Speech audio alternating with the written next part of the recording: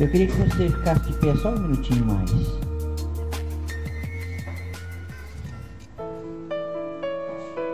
Que você levantasse a tua mão direita para o céu.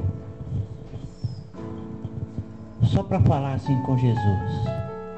Jesus, o Senhor é maravilhoso. Jesus, o Senhor é lindo. Jesus, o Senhor é diferente. Por isso, nós te amamos. Fala conosco, Jesus. Amém. Pode sentar, querido. Eu queria que você abrisse a tua Bíblia comigo no Evangelho escrito pelo apóstolo João, capítulo de número 8. Esse capítulo de número 8 é um capítulo que me chama particularmente a atenção, porque esse capítulo 8, todo mundo conhece a história que tem no começo dele,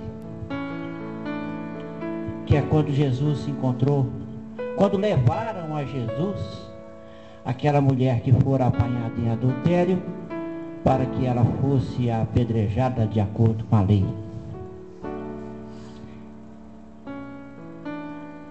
E todo mundo conhece a história. Jesus começou a escrever no chão, desafiou quem não tivesse pecado para fazer o que eles tinham ido ali para fazer. E ninguém teve coragem de lançar uma pedra que fosse, porque ninguém era inocente, todos eram tão pecadores quanto aquela mulher. Mas aí depois desse episódio, Jesus começou a falar com aquelas pessoas porque ele estava ali conversando com algumas pessoas, quando chegaram os senhores da lei, os escribas, os sacerdotes, levando a mulher para testar Jesus. A intenção deles não foi chegar ali para ouvir o que Jesus estava falando, foi só para desafiar Jesus. Vamos lá mostrar para aquele povo que está falando lá. Vamos ver o que ele vai fazer na frente do povo, numa situação que confronta com a lei do que o próprio povo obedece. Aí levaram a mulher lá e aconteceu aquilo que aconteceu. E aí depois que eles foram envergonhados, não puderam lançar as pedras na mulher, não puderam apedrejar a moça. Aí eles se afastaram um a um, chegou todo mundo junto, saiu um por um. Depois que eles foram embora, Jesus continuou conversando com aquelas pessoas que ele estava conversando. Só que alguns dos fariseus ficaram também para ouvir o discurso dele, para ouvir a conversa. E aí Jesus começou a explicar qual que era a missão dele, começou a explicar o que ele estava fazendo aqui, disse que ele não era daqui, disse que ele não era deste mundo, disse que para onde ele ia, as pessoas não poderiam ir com ele. E aí começou uma discussão meio filosófica ali, entre a missão de Jesus e a opinião dos homens comuns, a opinião dos homens da lei. E tem alguns versículos aqui que eu quero destacar para você. O versículo 23, por exemplo, diz assim: e dizia-lhes, vós sois de baixo, eu sou de cima. Vós sois deste mundo, eu não sou deste mundo. Por isso vos disse que morrereis em vossos pecados, porque se não crerdes que eu sou, morrereis em vossos pecados. Disseram-lhe, pois, quem és tu? Jesus lhes disse, isso mesmo que já desde o princípio vos disse. Muito tenho que dizer e julgar de vós, mas aquele que me enviou é verdadeiro. E o que dele tenho ouvido, isso falo ao mundo. Mas não entenderam que ele falava do Pai. Disse-lhes, pois, Jesus, quando levantardes o Filho do Homem, então conhecereis quem eu sou, e que nada faço por mim mesmo, mas falo como o Pai me ensinou. E aquele que me enviou está comigo. O Pai não me tem deixado só, porque eu faço sempre o que lhe agrada. Dizendo estas coisas, muitos creram nele. Esse versículo eu queria que você prestasse atenção também, o versículo 30. Dizendo ele essas coisas, muitos creram nele. Jesus tentou explicar com palavras simples quem que ele era. Mas aquelas palavras simples não eram suficientemente claras para que eles entendessem quem que ele era. Mas como ele estava sendo muito persuasivo, como ele estava explicando com a maior clareza que ele podia explicar, muitos que estavam ali creram nele. E eu quero dizer para você sobre essa facilidade de crer facilmente quando você recebe uma série de argumentos que te convencem. Pelo que deu para entender ali daquela conversa, daquela explicação de Jesus, aquelas pessoas foram convencidas pelos argumentos de Jesus no momento, na hora da conversa, na hora da explicação, depois de terem visto Jesus agir de uma maneira diferente no episódio do apedrejamento da mulher, depois de verem que Jesus tinha agido de uma maneira diferente do que a maioria deles agiria, eles estavam meio confusos com a fé deles, com a convicção deles, com a religião deles, com a tradição deles, e aí resolveram crer em Jesus por causa daquilo que estava acontecendo no momento. Por que eu estou falando isso? Porque no continuar da história aqui, você vai ver que eles não creram em Jesus. Esse crer que eles creram aqui foi um crer meio de convencimento, foi um crer meio de levados pelas circunstâncias. Vamos continuar lendo. Jesus dizia, pois, aos judeus que criam nele. Aí Jesus começa a cutucar eles. Jesus começa a provocar. Aí você vai ver no que vai dar. Jesus dizia, pois, aos judeus que criam nele: se vós permanecerdes na minha palavra, verdadeiramente sereis meus discípulos, e conhecereis a verdade, e a verdade vos libertará. Bastou ele falar isso, o povo ficou bravo. Olha aí para você ver o que eles falaram.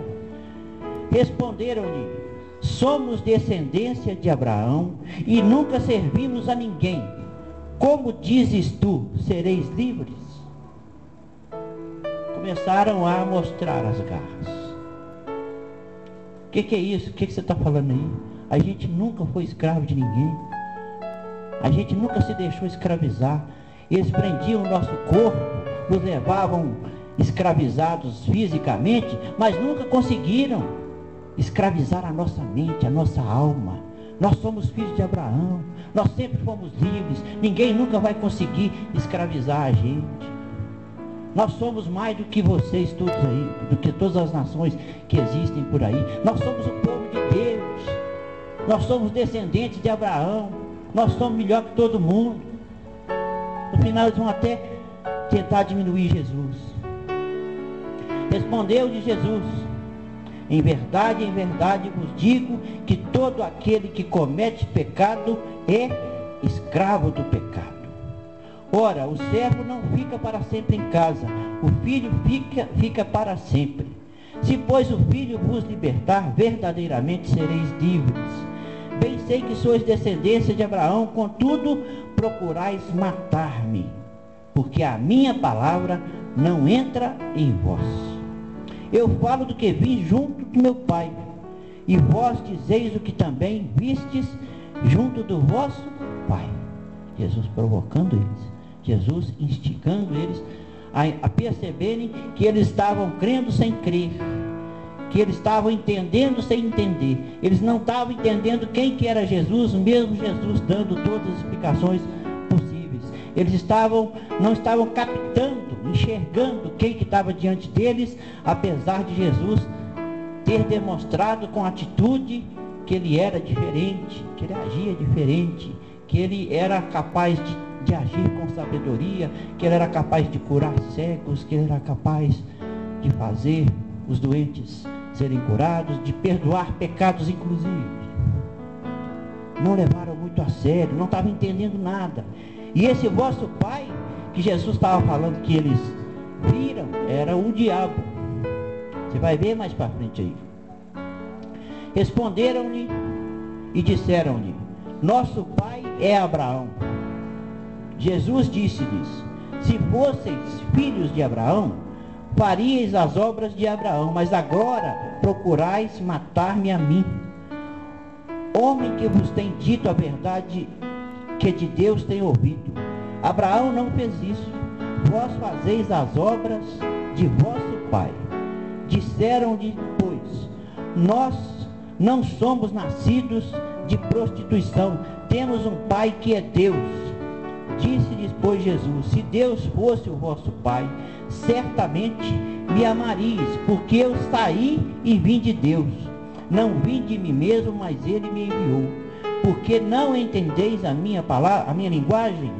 Porque não poderdes ouvir a minha palavra? Vós tendes por pai ao diabo e quereis satisfazer aos desejos de vosso pai.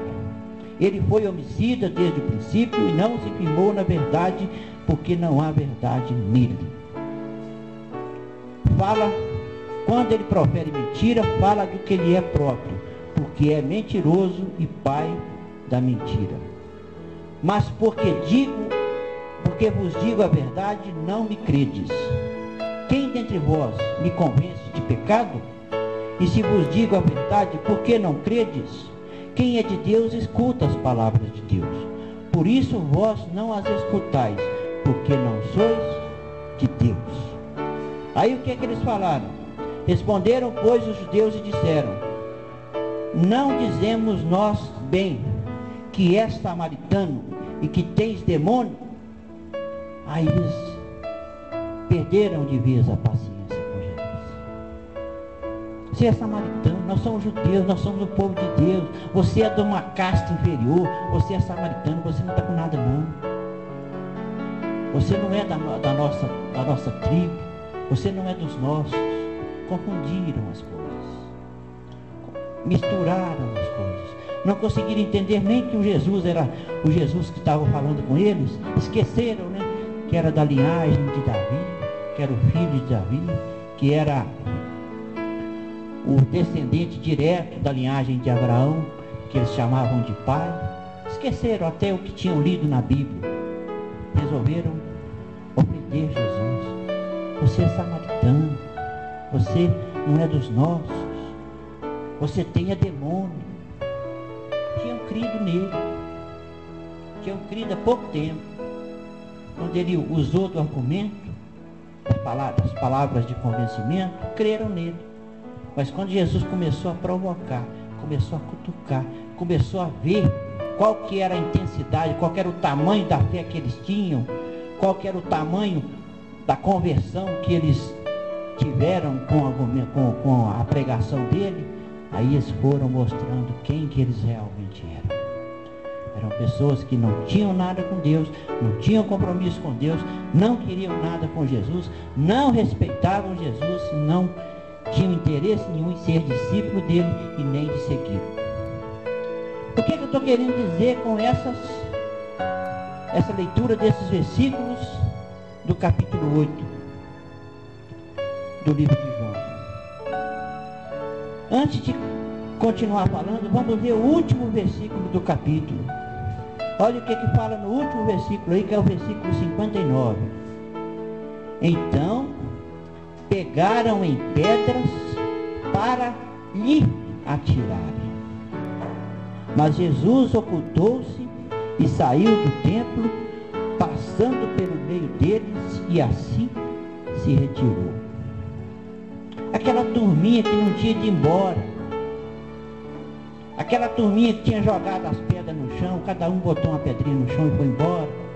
Os que ficaram estavam tão irados com a conversa que tiveram com Jesus, estavam tão desmascarados, porque quando Jesus confronta uma pessoa, ele derruba as máscaras dela.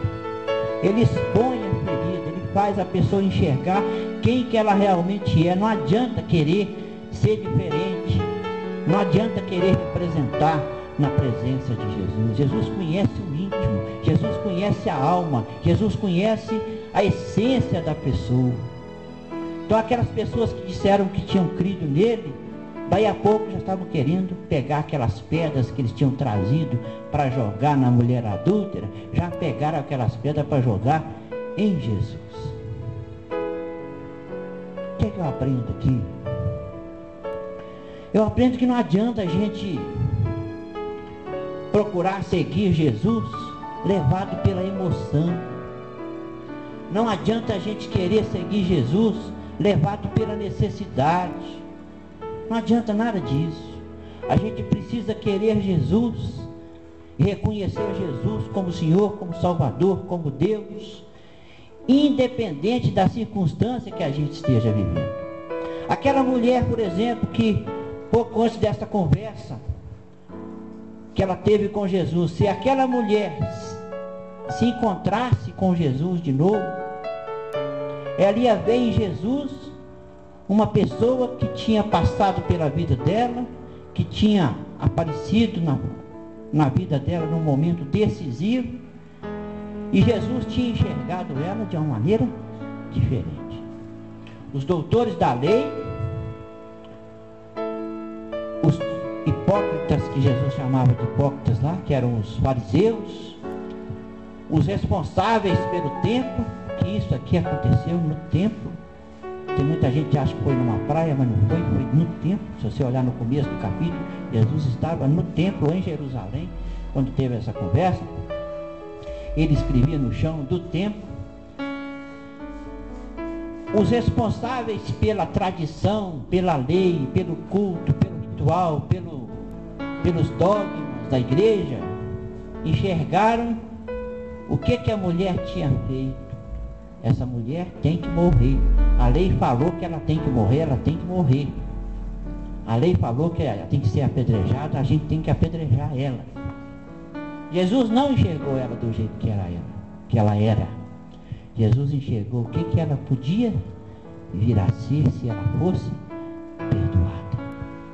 Jesus enxergou que aquela mulher precisava era de mais uma chance na vida. Jesus enxergou que aquela mulher precisava era de mais uma oportunidade para que Jesus, o próprio Jesus, entrasse na vida dela e reconstruísse a vida dela. Então, ao mesmo tempo que Jesus mostrou para aquela mulher e mostrou para os fariseus que quem erra merece uma segunda chance, merece uma terceira chance, e que ele age com misericórdia em vez de agir com a justiça humana, e que a justiça humana quer investigar, condenar e executar a sentença. A justiça de Jesus é diferente, porque ele usa de misericórdia na hora de executar a justiça. A pessoa pode estar hoje dentro de uma cadeia, condenada a 150 anos de cadeia, como o pior dos bandidos, como o mais procurado dos traficantes, e a lei dos homens quer botar esse homem o resto da vida apodrecendo numa cadeia. Se no Brasil tivesse pena de morte, esse homem seria executado. Mas se esse homem se arrepender, se ele se converter, se ele se voltar para Jesus, se ele pedir perdão, se ele pedir misericórdia, Jesus vai lhe perdoar, Jesus vai lhe dar uma nova chance, igualzinho fez com Paulo. Perseguidor do evangelho, matador de crente, bandido. Para os crentes, Paulo era bandido antes de ser crente, antes de se converter. Ele era o terror dos crentes. Aí quando Jesus entrou na vida dele, mudou tudo. Era o apóstolo para ser enviado aos gentios. Jesus falou: não tenha medo dele. Para vocês ele é um terror, ele é bandido, ele é violento, ele quer matar vocês. Mas para mim ele é um vaso escolhido. Jesus é diferente por isso. Porque ele enxerga além do que a gente consegue enxergar. Jesus enxerga as coisas que a mente humana não alcança. Jesus enxerga o final final da história da pessoa. Jesus conhece o que é que a pessoa pode vir a ser se ele der uma pequena desviada no rumo do caminho que aquela pessoa está seguindo. E ele é Senhor para desviar caminho de quem está indo para o abismo, tirar do abismo, pegar com cajado e trazer de volta, porque ele é o pastor que traz as ovelhas de volta para o aprisco. Ele é o pastor que cuida de cada uma das ovelhas, que sabe o nome de cada uma delas e que garante que ninguém vai arrebatar nenhuma ovelha dele das mãos dele, porque aquelas a que o Pai lhe confiou, ele vai levar intactas, perfeitas, salvas até a presença do Pai. Do mesmo jeito que ele mostrou para aquela mulher que ele podia mudar a história dela, ele desmascarou cada um daqueles fariseus, mostrou para eles: vocês têm a lei, eu tenho perdão. Vocês querem matar, eu quero dar vida. Vocês querem ser os donos da verdade, eu sou a verdade. Vocês se dizem filhos de Abraão, eu sou. Antes que Abraão existisse, eu sou. E quando ele usou essa palavra eu sou, ele estava dizendo o nome impronunciável de Deus. Ele estava se declarando como o próprio Deus, se revelando como Deus para eles, mas eles não foram capazes de enxergar o próprio Deus encarnado na frente deles, e por causa do que ele dizia, que eles eram até apedrejados. O que é que eu aprendo? Não adianta a gente seguir um punhado de regra, um punhado de regulamento, um punhado de dogmas, um punhado de ritual, um punhado de cerimônia. Isso aí não adianta nada se o Evangelho não estiver frutificando, não estiver arraigado dentro do nosso coração. Se o Evangelho, se a mensagem da cruz de Cristo não fizer parte da nossa vida, do mesmo jeito que o sangue circula nas nossas veias, do mesmo jeito que a gente precisa do ar para respirar. Não adianta nada estar na igreja todo dia, não adianta nada estar seguindo todos os preceitos da religião. Isso aí não adianta nada se o amor de Deus não estiver no coração da gente, se a gente não aprender a agir na nossa vida diária, nas circunstâncias que a gente enfrenta, nos problemas que a gente enfrenta, do jeito que Jesus agiria. Porque foi isso que aconteceu. Jesus agiu de um jeito e os senhores do templo, os responsáveis pela adoração, os responsáveis pelo louvor, os responsáveis pelo cumprimento da lei, queriam era executar, matar, mandar soltar, mandar prender, queriam ser os donos da verdade. Jesus disse: não é assim, não é assim que funciona.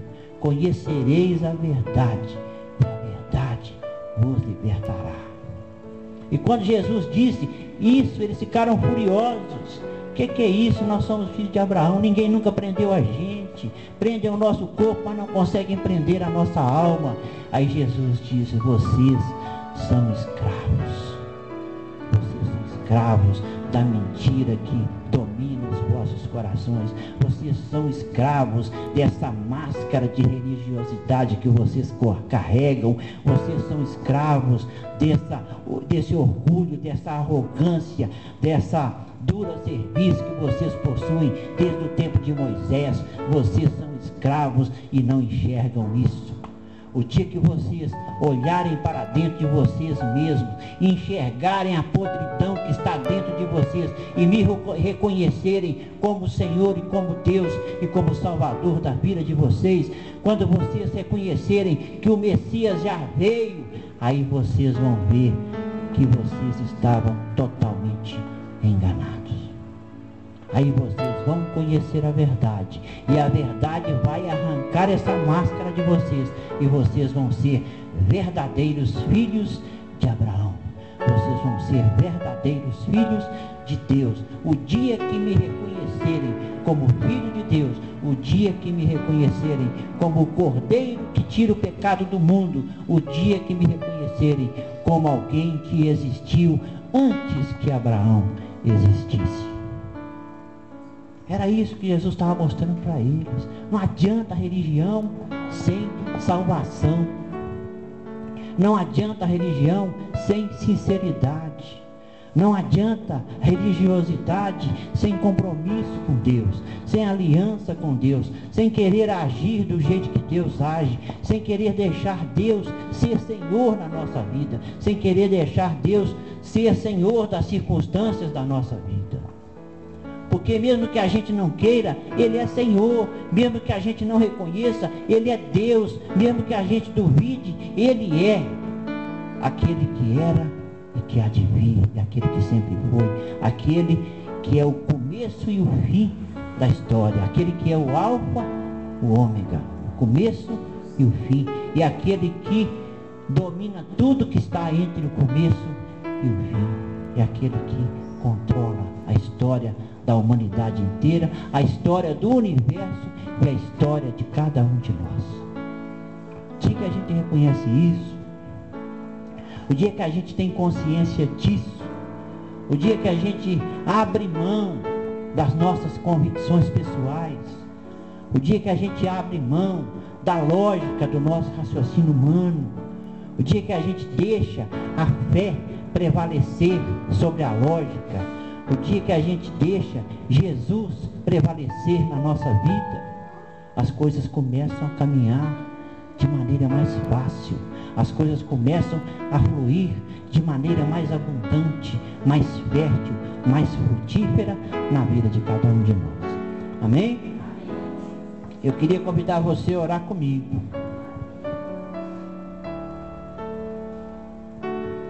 Quando aqueles fariseus, quando aqueles homens creram em Jesus muito rapidamente, Jesus não se deixou empolgar por aquela fé tão rápida, por aquela fé tão pronta. Bastou ele dizer algumas palavras e eles creram.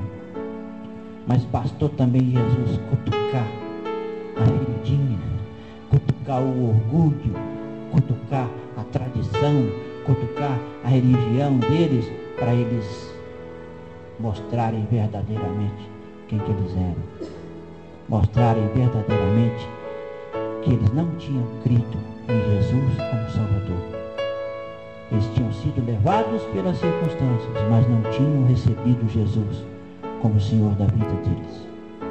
Vamos orar comigo. Fecha teu olho. Repete comigo sim. Senhor Jesus, que eu aprenda a ser discípulo do Senhor, não por achar que o Senhor é o máximo, não por me deixar ser convencido por pregações e por palavras bonitas, mas porque eu vou me render à verdade absoluta do reino de Deus, que há de ser plantada e que há de florir, de germinar e de frutificar no meu coração.